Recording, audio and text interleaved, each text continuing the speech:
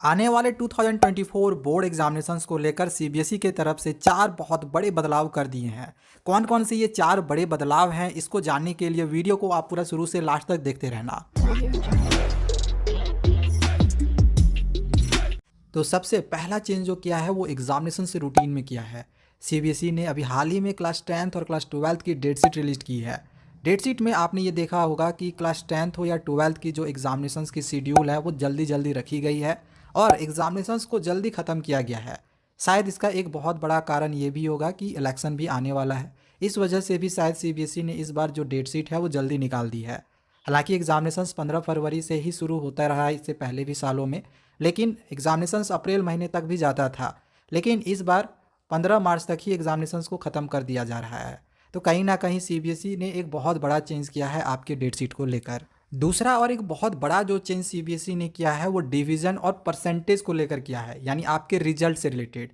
जब आप class 10th और 12th की बोर्ड परीक्षा दे दोगे और आपकी रिजल्ट निकाली जाएगी तो आपके मार्कशीट में ना तो डिवीज़न लिखा हुआ रहेगा, ना ही आपके परसेंटेज लिखे हुए रहेंगे।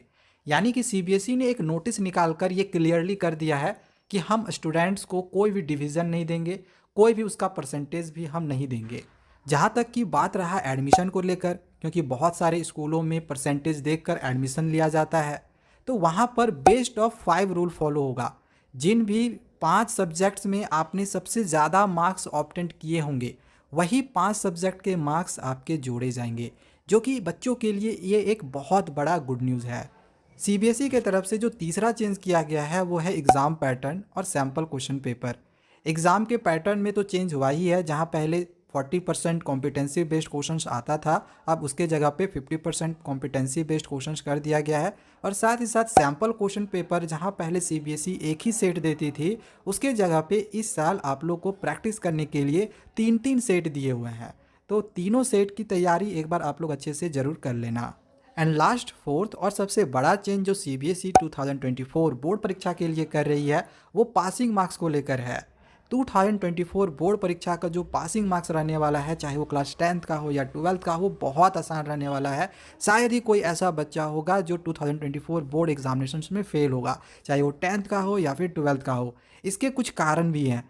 पहला कारण है इलेक्शन। जैसे कि आपको पता ही होगा कि अप्रैल मई महीने से इलेक्शन भी शुरू होगा, तो आपकी जो रिजल्ट है वो भी जल्दी निकाली जाएगी, जिसके लिए ज़्यादा से ज़्यादा बच्चों को इस बार पास करने की सीबीएसई कोशिश करेगी, क्योंकि कॉपियों की चेकिंग जल्दी की जाएगी। टीचर के ऊपर ये दबाव रहेगा कि बच्चों को पास किया जाए।